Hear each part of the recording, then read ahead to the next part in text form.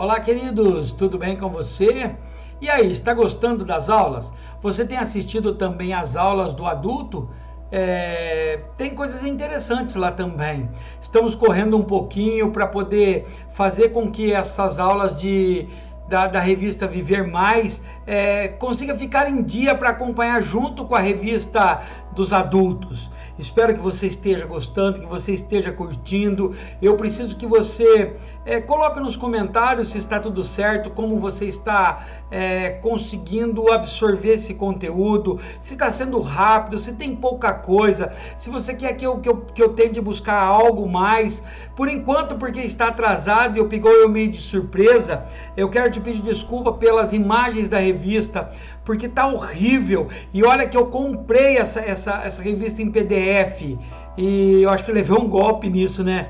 Porque escanearam ela muito mal, ela tá feia demais, distorcida as imagens, mas eu espero que você esteja aprendendo comigo aí. Então, para você que é pai, mãe, professor, para você que é adolescente, jovem que está estudando para poder chegar já preparado para a tua escola bíblica dominical, espero que eu consiga te ajudar aqui. Nós lendo junto, comentando junto, conversando junto, eu espero que junto nós possamos crescer na sabedoria e graça do nosso Senhor Jesus. Vamos orar? Querido papai, obrigado, Senhor, por mais essa aula, por mais esse momento especial, Senhor. Peço que o Espírito Santo venha nos ensinar, venha fazer com que nós recebemos o melhor de Ti, porque, Senhor, nem só de pão vive o homem, mas principalmente da Tua palavra. Ajuda-nos, papai, em nome de Jesus. Amém e amém. Vamos lá então para nossa terceira lição, lembrando, revista Viver Mais, que será aplicada na sala dos adolescentes, que vai de 15 a 17 anos, mas como eu já disse, defendo isso ainda. Esse trimestre é muito lindo, muito importante e deveria ser aplicado não só para os adolescentes, mas também para os jovens, para os adultos, porque a maioria não conhece nada sobre o Pentateuco, não conhece nada sobre a vida de Moisés, sobre a origem do povo de Deus, sobre o pecado, sobre a queda. E não foi só a queda de Adão e Eva, porque nós costumamos dizer sobre a queda de Adão e Eva, nós também caímos, mas nós temos pelo sangue do Cordeiro a reconciliação através de Jesus. Mas nós temos que entender o Pentateuco, a Torá dos judeus, o livro da lei, o que foi estabelecido para que o povo de Deus fosse um povo abençoado e abençoador, que abençoasse os próximos. Vamos lá, lição 3, a origem do povo de Deus. Se você quiser estudar na tua Bíblia aí, seria bom você ler, nem que seja depois, dos capítulos 12 ao 35, que é onde Deus separou o povo dele para levar para a terra de Canaã. O versículo chave, aquele que fala do texto mesmo, do que nós vamos aprender, está assim, ó: estabelecerei um concerto, ou seja, uma aliança entre mim e ti, e a tua semente, depois de ti e as suas gerações, por concerto ou aliança perpétua, para te ser a ti por Deus, e a tua semente depois de ti. Gênesis 17, 17. Por que aliança, queridos? A aliança que forma, que tem a marca de um relacionamento perfeito, a marca de um verdadeiro pacto, relacionamento. Se você notar, a aliança é porque ela não tem começo e nem fim, ela não tem aonde iniciou, você não consegue ver o começo dela e nem aonde ela termina. Isso que é o que Deus fez conosco, fez um concerto, uma aliança entre Deus e nós. É uma aliança que não tem fim, ela não tem começo e não tem fim, ela é sempre essa aliança, a vontade de Deus em ter eu e você ao lado dele, perto dele, abençoado por ele e receber as bênçãos dele para abençoar outras pessoas. Então nesta lição nós vamos estudar essa aliança, a origem do povo de Deus, como foi criado. O objetivo, qual que é a função dessa lição? Saber como os principais patriarcas da Bíblia contribuíram para a história da nação hebraica. O que seriam os patriarcas, os pais das nações? Quem eram? Abraão, Isaac, Jacó. os patriarcas, a verdadeira geração patriarcal. Eles foram a primeira geração, os escolhidos do povo, separado por Deus para ser raça dele. Pedro já diz assim que nós somos um povo santo, separado, sacerdócio real, escolhido. Ponto de partida. O livro de Gênesis relata a importância dos patriarcas para o surgimento do povo hebreu.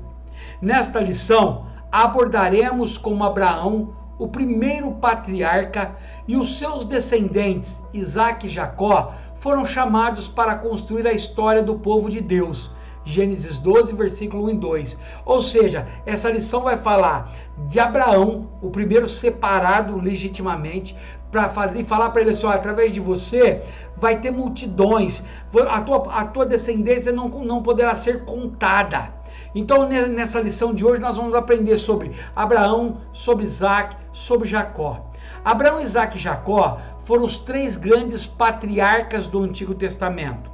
Por intermédio deles, estabeleceu-se o povo da qual nasceu Jesus Cristo, o Messias. Assim, podemos deduzir que Deus se apresenta como Deus de Abraão, de Isaque e de Jacó. Está lá em Êxodo 3, versículo 6.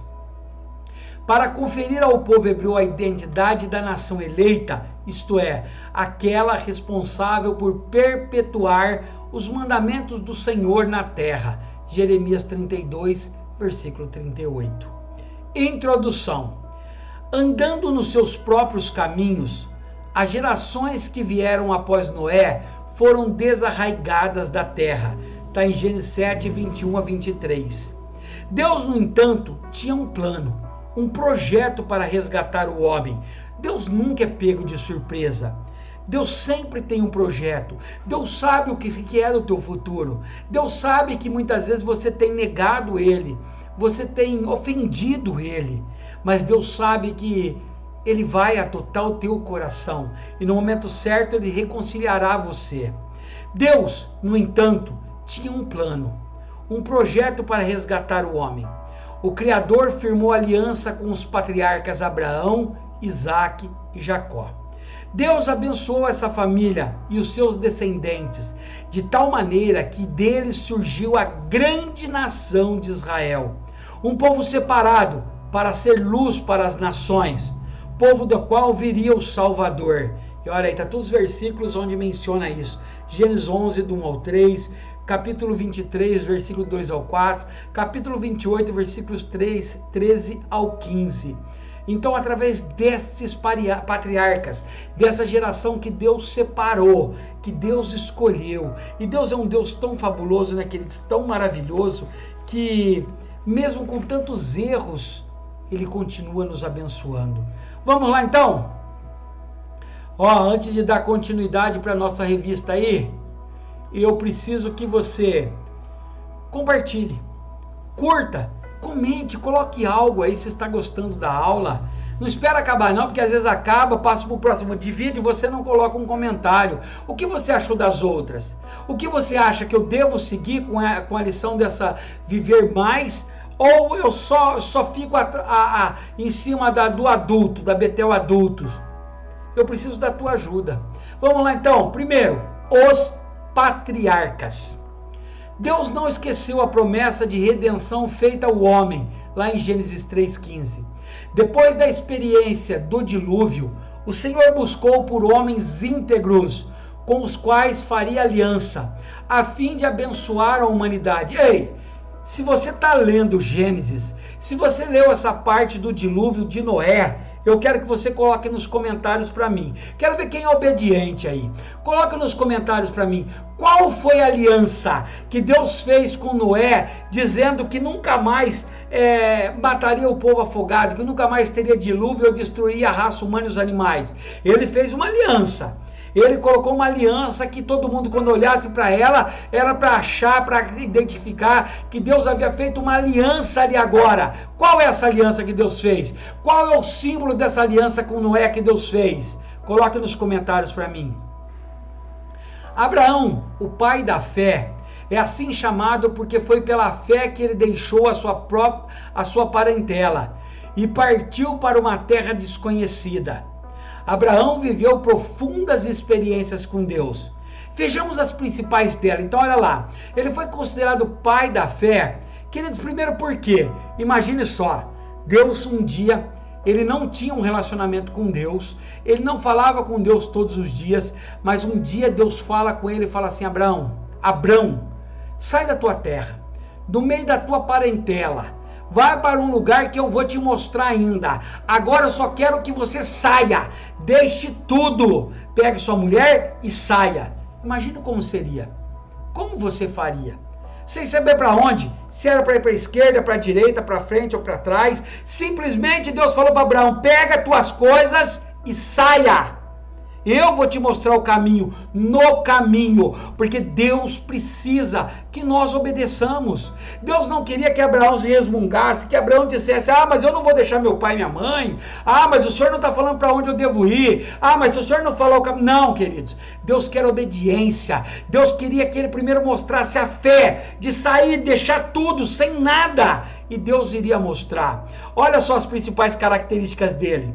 Primeiro, a letra A, o chamado. Abraão era um homem rico e bem-sucedido, mas Deus mandou que ele deixasse a sua parentela e a localização de Ur dos Caldeus, onde vivia, rumo a uma terra que seria herdada por seus descendentes. Está lá em Gênesis 12:1. Abraão renunciou tudo o que tinha, olha só, renunciou tudo o que tinha e partiu sem saber onde, confiando totalmente no Senhor. Olha, lembra que Abraão era rico, bem-sucedido. Deus chama ele e fala para ele: olha, sai da tua parentela, sai do meio do teu povo, deixa tudo, teu dinheiro, tua herança, eu vou te mostrar para onde você vai, de você eu vou fazer um povo. Olha que fé, queridos. Lembra no Novo Testamento? Houve um caso mais ou menos parecido, quando o jovem rico chega para Jesus e fala: Senhor, o que eu faço para herdar a vida eterna? E aí Jesus fala para ele assim: olha, obedeça a lei, não peca, não adultera, respeita teu pai e tua mãe. E ele todo alegre corre e fala: mas isso eu tenho feito. E aí Jesus fala assim: agora é fácil, larga o que você tem, vende todas as tuas propriedades, dá aos pobres e me segue que você vai herdar. Aquele jovem não teve condições de fazer isso. Não teve a fé de Abraão. Ele podia ter a lei na cabeça. Ele podia ter decorado o Pentateuco. Ele podia ser um homem decente, respeitar seu pai e sua mãe, mas ainda estava agarrado nas tuas coisas materiais. B, a promessa. Deus prometeu fazer da descendência de Abraão uma grande nação, que seria engrandecida em tempo vindouro. Assim Abraão foi abençoado e protegido em suas peregrinações, e as famílias da terra foram abençoadas por causa dele. Gênesis 12, 2 e 3 versículo. Queridos, aí vem a promessa. Imagine, Deus chega para ele e fala assim: Abraão, a partir de você vai ter uma nação. Deus cata Abraão, traz para fora da tenda e fala assim: tá vendo as estrelas do céu? Da mesma maneira que você não consegue contá-las, assim serão os teus descendentes. Ele olha, pega a areia da praia e fala: tá vendo essas areias? Serão teu povo, mais populoso que a areia do mar. Queridos, e aí Abraão está nessa promessa, e nada de ter um filho, queridos. E a sua esposa Sarai, nada de ter um filho. E aí ela tenta, uma mãozinha vai lá e pega a sua escrava Agar e faz Abraão deitar com ela, mas não era essa a promessa de Deus. A promessa de Deus é que através dele e de Sara viria uma nação. Como seria possível um homem acreditar que é através de uma nação? Eu acredito que quando Deus fez essa promessa a ele achou que Eva ia ter um filho todo ano, trigêmeos, quinquagêmeos, eu não sei como é que fala, mas 4, 5 filhos de uma vez, para que crescesse a população. Mas imagine, veio um só. E mesmo assim Abraão teve fé que através de Isaac ia crescer uma população. C, o nome.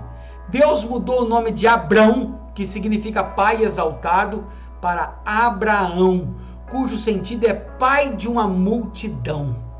Foi quando teve início a nação hebraica, sendo Abraão reconhecido como pai da fé. Gálatas 3, versículos 6 e 7. Pois sempre demonstrou uma sincera confiança em Deus. A exemplo de Abraão, devemos ter ouvidos atentos ao chamado do Senhor, que honra aqueles que o honram. Queridos, como é lindo! Como é lindo! A vida de Abraão é teste de fé do começo ao final. Você precisa ler. É muito bom. Olha o D, Isaac, a fé provada. E aí Deus vai lá e realiza a promessa de Sara, de Sarai, transformado o nome em Sara, vem o herdeiro, Isaac, o herdeiro da promessa. E Deus vai lá e ainda prova mais ainda a fé de Abraão. O Senhor manteve o seu pacto com Isaac, que foi fruto de uma das promessas feitas a Abraão. O nome Isaac significa riso, o riso de satisfação pelo cumprimento da promessa de gerar um filho, pois além de Sara ser estéril, ela e Abraão já estavam com idade avançada quando Isaac foi concebido. Isaac, portanto, foi fruto do milagre que provou a fidelidade de Deus a Abraão, tendo sido usado de igual modo para provar a fé de Abraão em Deus, quando este lhe pediu o filho da promessa em sacrifício. Imagine, a Isaac, o filho da promessa, a alegria, nome de riso, pai e mãe felizes, confiando na promessa que através dele ia assim vir a nação. Deus um dia chama ele e pede para ele sacrificar o filho dele, a coisa mais preciosa. Mas pela fé, Hebreus diz que pela fé de Abraão ele vai sacrificar o filho, sabendo que se ele mata o filho, Deus poderia ressuscitá-lo. Vamos continuar? Logo Isaac foi marcado pela confirmação do chamado e o cumprimento das promessas para aquela família, desfrutando da herança de seu pai terreno e também do pai celestial. Podemos ver que a vontade de Deus é que a nossa fé nos leve a desfrutar de toda a herança espiritual e material que Ele preparou para nós. Bastamos ter fé. Você consegue entender a primeiro povo de Deus, como Deus cuidava? Deus queria trabalhar com a fé, Deus queria trabalhar na dependência total. Todas as coisas que Deus fazia com Abraão, era para que Abraão confiasse e tivesse dependência total de Deus. Quando Deus manda Abraão sair da sua parentela e deixar toda a sua grana, era para viver a dependência de Deus. Ele ia comer o quê? Ele ia ter que dinheiro, ele deixou tudo para trás, mas na dependência de Deus. Quando Deus fala que através dele viria uma nação, era para que ele tivesse fé que mesmo na idade avançada, mesmo com Sara não produzindo mais óvulos, Deus era o sustentador e ia sustentar ele. Deus mandou com que ele sacrificasse, e quando ele está no caminho, ele mesmo ciente disso, o filho pergunta qual seria o sacrifício, e Abraão, em vez de falar que seria ele, Abraão responde para ele: Deus proverá um cordeiro para o nosso sacrifício. Essa é a diferença. Isso é o que Deus busca em mim e em você, queridos. A verdadeira dependência dele, viver pela fé. Estão conseguindo entender? Já fizeram a minha ajuda aí? Vamos lá? E Jacó, o surgimento de Israel. Por meio de Jacó, Deus começou uma nova nação, Israel. Ou seja, ele muda o nome de Jacó até para Israel. Os 12 filhos de Jacó originaram as 12 tribos de Israel. Gênesis 49. Então, olha, teve Abraão. Abraão gerou Isaac. Isaac gerou Esaú e Jacó. De Jacó, Jacó já gerou a nação. De Jacó já veio as 12 tribos. E cada tribo multiplicando e multiplicando e multiplicando até formar a raça de hoje. Hoje todos nós podemos ser considerados filhos de Abraão, adotados pelo sangue do nosso Senhor e Salvador Jesus Cristo. Jacó, obedecendo às ordens de sua mãe, está lá em Gênesis, leia para você ver que texto trágico isso. Se fez passar por Esaú, o seu irmão gêmeo, para receber a bênção da primogenitura. Se você não sabe, você que é professor aí, ó, não esquece. Pega essa palavra primogenitura, pega no dicionário, explica ela para os teus alunos certinho o que era a primogenitura, o direito da primeira pessoa, do primeiro filho. Na história de Jacó, Deus se revelou como aquele que transforma, que aperfeiçoa aquele que se submete a ele. Assim como Abraão passou a se chamar Abraão, Jacó significa suplantador, ou ele agarrou o calcanhar. Também teve seu nome mudado para Israel, que significa o homem que luta com Deus. Do nome de Jacó para Israel e de Israel para a nação de Deus, a nação de Israel. O Senhor transformou a vida de Jacó para dar continuidade à história do seu povo. Da mesma maneira, Ele pode mudar a nossa história, a fim de cumprir as suas promessas. Abraão, Isaque e Jacó obtiveram destaque na história bíblica por permitir que Deus os usasse. Onde quer que estejamos, levamos em nós a marca de Cristo, que se manifesta por meio da nossa vida para a honra do seu nome. Está em 2 Coríntios 2,14. Lembre-se, você é um chamado de Deus. Você tem obedecido o chamado de Deus? Você tem feito a vontade de Deus? Você tem sacrificado o seu eu para que Deus cresça em você? Ou você continua preso nas coisas deste mundo? Continua preso nas tuas coisas materiais? Deus te chamou para te fazer feliz. Dinheiro não compra felicidade. A felicidade só vem em Cristo. Vamos lá, tópico 2. Olha como tá ruim, queridos, a imagem dessa revista. Se alguém de vocês tiver ela escaneada, bonitinha, certinha, que eu possa usar, me manda, me chama, me manda para mim. Deus se revela aos seus. Em Abraão, temos a soberania de Deus na eleição. Que seria a eleição? A separação. Em Abraão, a soberania de Deus está na ordem de Deus se separar. Ele foi eleito por Deus. Em Isaque, a soberania de Deus está na separação. Separou Isaque. Em Jacó, a soberania de Deus é percebida no cuidado. Para Abraão, Deus se revelou como um Deus de pacto, de aliança. Ou seja, aquele que faz e cumpre a aliança. Gênesis 17:1. O Todo-Poderoso é aquele que pode todas as coisas. É o que faz as promessas e realiza os milagres. Gênesis 21, do versículo 1 ao 7. O nascimento de Isaque é a prova da onipotência divina. Para Isaque, Deus se revelou como um Deus provedor. Então preste atenção, para Isaque, Deus se revelou como provedor. Para Abraão, como Deus de pacto. Ao ser oferecido como sacrifício ao Senhor, no momento da adoração, Isaque percebeu que não havia animal para o holocausto. Quando perguntou sobre isso a seu pai, a resposta foi: Deus proverá para si o cordeiro para o holocausto. Gênesis 22:8. Deus realmente proveu o cordeiro. Isaque saiu ileso e Abraão foi aprovado em sua obediência e fé. E aí imagine só, naquele menino impactado, amarrado sobre o altar de pedra, pronto para ser sacrificado. Quando Abraão levanta o cutelo, levanta a sua faca, ele ouve a voz do anjo do Senhor, que mostra num galho um cordeiro pendurado pelo chifre. Imagine Isaque vendo isso, passado por esse aperto, por esse desespero em achar que Deus queria a sua vida. E dali nasce a fé mais forte que a fé de Abraão. E ele é chamado pai da fé. Isaque presenciou isso e viu que saiu ileso, que Deus era fiel com seu pai e seria fiel com ele. Na vida de Jacó, Deus se revelou de maneira diferente.